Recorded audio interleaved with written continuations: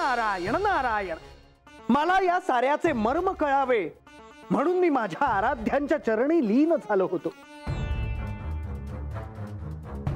मला हे सर्व का करावे लागत आहे हे माझ्या आराध्यांनीच मला समजावून सांगावे म्हणून मी त्यांच्याकडे गेलो होतो. स्वाभाविक आहे मुनिवर, तुम्ही श्री विष्णूंकडे जाण्यामागे एक प्रयोजन होते. तुमचे ते तर आराध्य आहेतच, परंतु सारी माया त्यांच्या आज्ञेत आहे. नारायण नारायण, जिथे काळ आणि अवकाश यांची जाणीव नाही, जिथे मायेला तिचा मोहमंत्र वापरणं शक्य होत नाही, अशा श्री नारायणांच्या राज्यात मी गेलो असता त्यांनी मला पाणी आणण्यास का सांगितले हे त्यावेळीही माझ्या ध्यानात आले नव्हते. परंतु मी त्यांच्या आज्ञेबाहेर नाही. त्यांनी माझ्यावर जे दायित्व सोपवले होते ते पूर्ण करण्यासाठी मी नदीवर पाणी आणण्यासाठी गेलो आणि नारायण नारायण,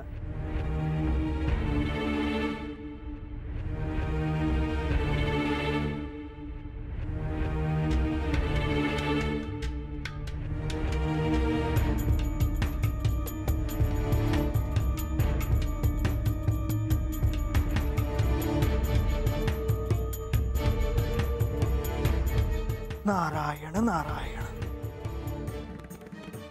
माझे पिताश्री श्री ब्रह्मदेव यांनी मला शाप दिला, त्यामुळे आता जोवर मला मायेचे मोल कळत नाही तोपर्यंत मी या भौतिक जगात अडकून पडणार. त्यात माझ्या आराध्यांनी मला पाणी आणून देण्याची आज्ञा केली आहे. ही आज्ञा पूर्ण केल्यावरच त्यांच्याकडून मला मायेचे मोल समजू शकेल.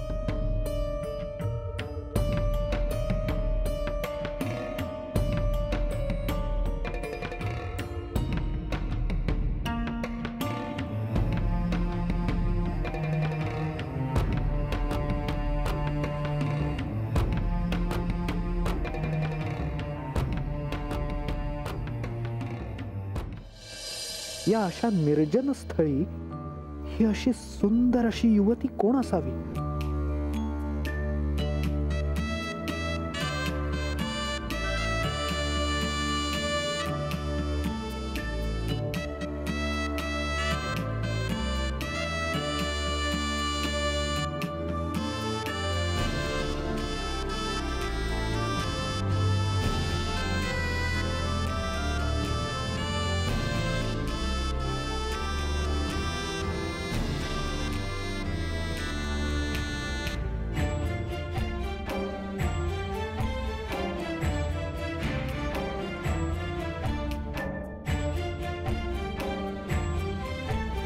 ही सुंदर युवती कोणाशी बोलत आहे?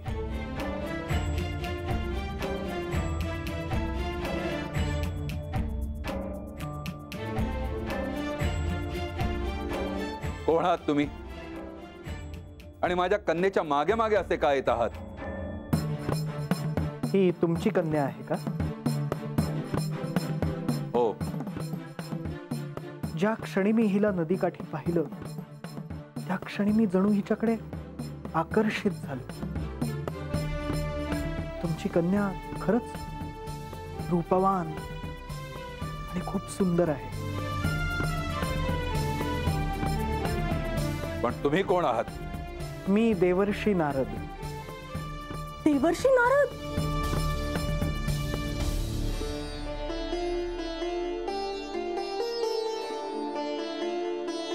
हो, मी देवर्षी नारद आणि मला तुमच्या कन्येशी विवाह करण्याची इच्छा आहे.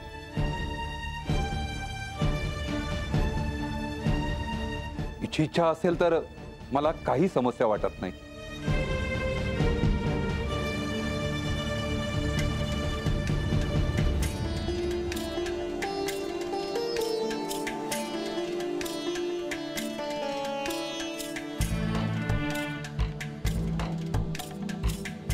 बानू, ते महाराज काय सांगायला लागले? त्यांचं लगीन झालं होतं? होय की, अरे पण मला बी आत्ताच ठाव होत आहे ना हो. नाही म्हणजे त्यांच्या बायकोशी कुणी काय कावा बोललं नाही ना, म्हणून म्हटलं मी आपलं अरे गप राहतो करंग्या. राहतो. महाराजांनी बानूसनी काय सांगितलं ध्यान देऊन ऐकायचं, म्हणजे त्यात तिला काय बाय ठावं होईल. होय. रंगा, हां रंगा तुला काही प्रश्न असतील तर मला विचार. हां नाही नाही म्हणजे तुमचं लगीन झालेलं आहे मला ठाऊच नव्हतं ना, म्हणून म्हणलं मी आपलं. नारायण नारायण.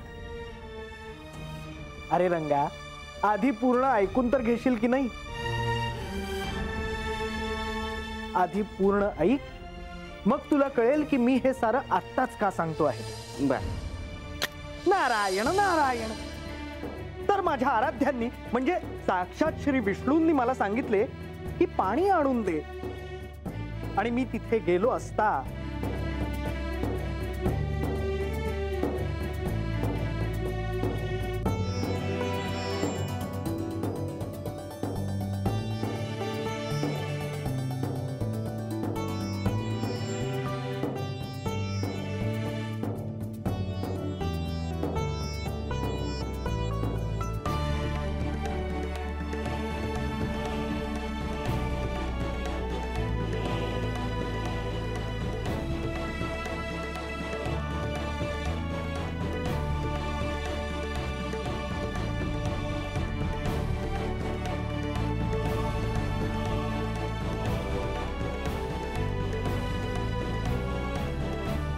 नारायण नारायण.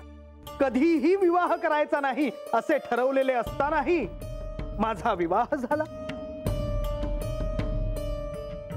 मला मुलं झाली, नातवंड झाली, माझा वंश वाढू लागला आणि त्या साऱ्यात मी तृप्त झालो. तोपर्यंत जोपर्यंत तो क्षण आला नव्हता. एके दिवशी मुसळधार पावसाला सुरुवात झाली. हा पाऊस थांबण्याचं नावच घेईना. नदीला पूर आला. नदीचा पूर बघता बघता वाढतच गेला. महापूर आला. नदीचे दोन्ही किनारे बुडाले.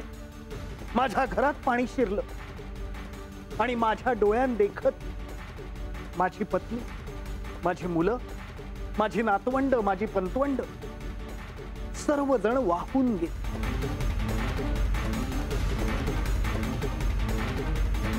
मुनिवर, हे सारं तुमच्या डोळ्या देखत घडलं? होय देवी. आणि तुम्हाला काय बी करता आलं नाही महाराज? नाही, मी केवळ सहाय्यासाठी मोठमोठ्याने ओरडत होतो, धावा करत होतो. मी पुरता हतबल झालो होतो. त्या पाण्याच्या वेगापुढे मी काहीही करू शकलो नाही आणि त्या प्रवाहात मीही ओढला जाऊ लागलो.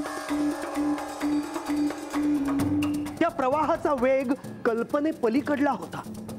मी त्यात वाहत होतो आणि अचानक मी वर ओढला गेलो आणि माझ्या ध्यानात काही यायच्या आत मला कळले की मी माझ्या आराध्यांच्या समोर उभा होतो.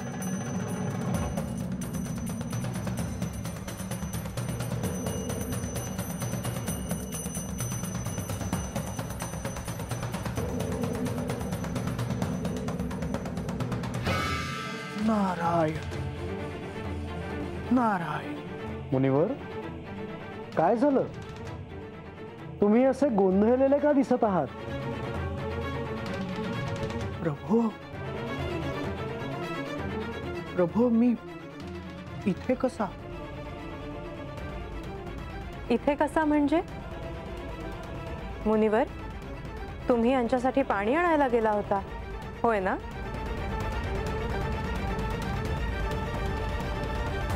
मुनिवर, माझ्यासाठी तुम्ही जे पाणी आणलं ते कुठे आहे?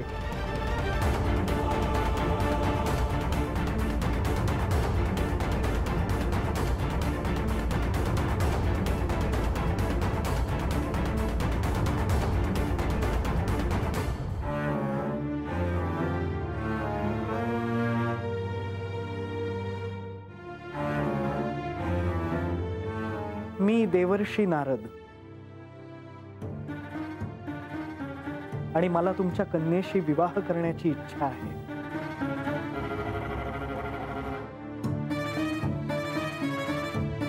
नारायण नारायण. प्रभू, म्हणजे तुम्हाला मायेचा अनुभव आला होता. कुठे आहे तुमचे कुटुंब? कुठे आहे तुमच्या पत्नीचं गाव? ती नदी, तो पूर तुम्हाला दिसत आहे? आता माझ्या सारं काही ध्यानात आलं आहे. मुनिवर, ही वेदना, हे दुःख कुठून येतं? ही सारी मोहमाया आहे, भौतिक सत्याच्या विश्वात असणारी. मुनिवर, तुम्हाला आता मायेचं मोल ध्यानात आलं असावं. होय प्रभू. मुनिवर, श्री ब्रह्मदेव त्यांच्या मुलांना विवाहाकरता प्रोत्साहन देत होते ते ह्याच करता. त्यांना मायेचा अनुभव मिळावा म्हणून. मायेचे ज्ञान म्हणजे मायेचा अनुभव निश्चितच नाही. मुनिवर, तुम्हाला त्याचं ज्ञान होतं, परंतु अनुभव नव्हता. होय प्रभू. तुम्ही मला हे सारं का करायला सांगितलं हे आता माझ्या ध्यानात आलं आहे. आता मला खऱ्या अर्थाने मायेचे मोल कळले आहे.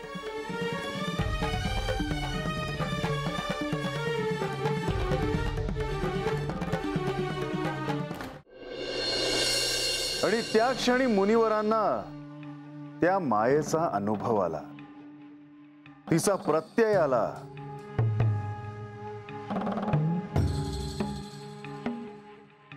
होय, ती सारी मायाच होती. नारायण नारायण.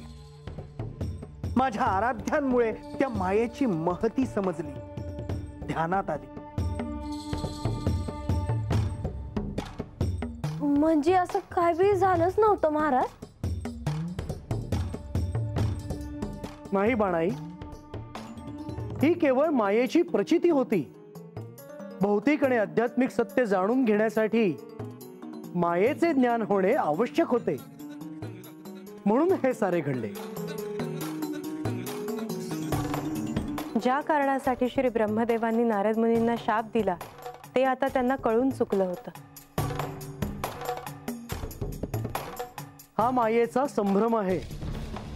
ब्रह्मांड आणि माया यांच्या संबंधित हे ज्ञान आहे. मायेच्या कचाट्यातून सुटायचं असेल तर भौतिक सत्याच्या बाहेरच्या सत्यात जायला हवं.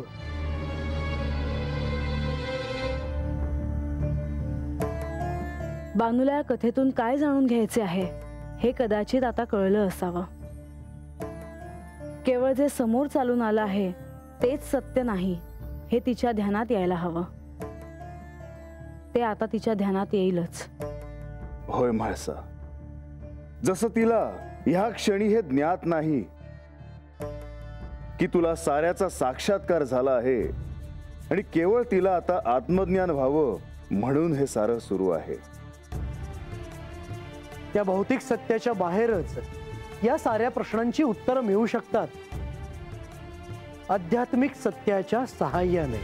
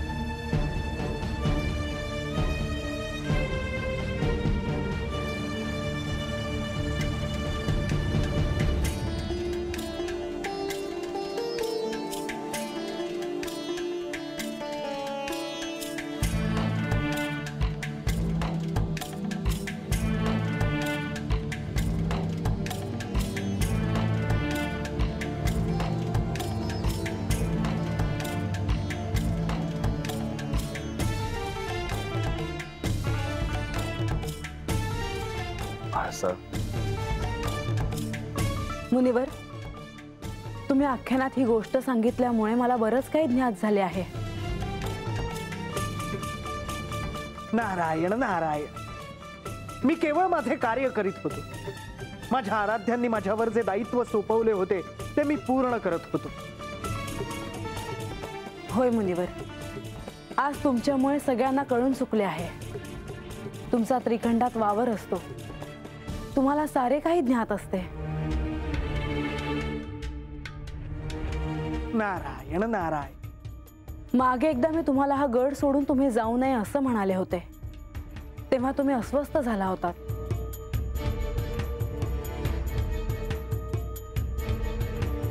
नारायण नारायण, त्यालाही एक कारण आहे देवी.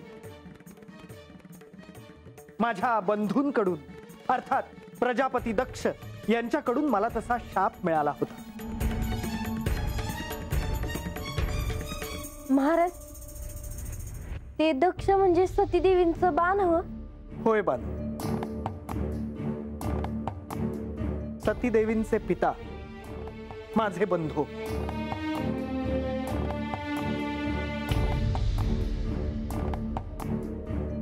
नारदा, तू माझ्या बंधूंच्या साधनेत अवरोध आणलास. त्यांना त्यांच्या कार्यापासून दूर नेण्याचा प्रयत्न केलाय, त्यांना भ्रमित करण्याचा प्रयत्न केलाय. आज हे सिद्ध झाले आहे की तुझे हे साधुत्व खोटे आहे. प्रजापती, आपण असे रागावू नये. आपण आपला क्रोध शांत करावा. माझे म्हणणे ऐकून घ्या. मी तुझे काहीही ऐकून घेणार नाही. तू जे कृत्य केले आहेस त्याला शासन व्हायला हवे. माझे चुकले असे आपल्याला वाटत असेल तर मी क्षमा मागतो. नाही, क्षमेने तू केलेला अपराध मी विसरणार नाही. आमच्या संसारात येऊन तू कलह उत्पन्न केलास. मी प्रजापती तुला शाप देतो. तू एका स्थळी स्थिर राहू शकणार नाही. तू सतत भ्रमण करत राहशील. तू या सृष्टीची परिक्रमा करत राहशील.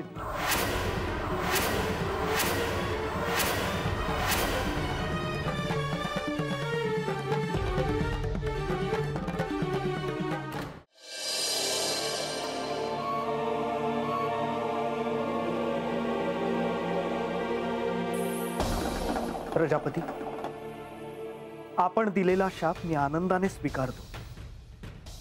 श्रीहरीचे नामस्मरण करत मी सर्वत्र भ्रमण करत राहीन. त्यांच्या नामस्मरणाने मला या शापाची दग्धता जाणवणार नाही. तसेच घडेल आणि तुला फार वेळ एका स्थळी राहता येणार नाही. तू सत्य जाणतोस तर सत्याचे आचरण करशील. माझ्या शापाचा शब्द खरा करशील. आजपासून मी कुठेही फार काळ थांबणार नाही. हीच तुझी नियती आहे. हेच तुझे विधी लिखित आहे. तू जर माझ्या संसारात लक्ष घातले नसतेस तर ही वेळ तुझ्यावर आली नसती. यानंतर हा बोध घेशील. नारायण नारायण, माझे दायित्व आता माझ्या आराध्यावर आहे. माझे काय करायचे ते आता माझे आराध्य पाहते. यानंतरचे माझे सारे आयुष्य मी श्री विष्णूंवर सोपवले आहे. येतो मी प्रजापती दक्ष. आता मला इथेही फार काळ थांबता येणार नाही. माझे भ्रमण सुरू झाले आहे.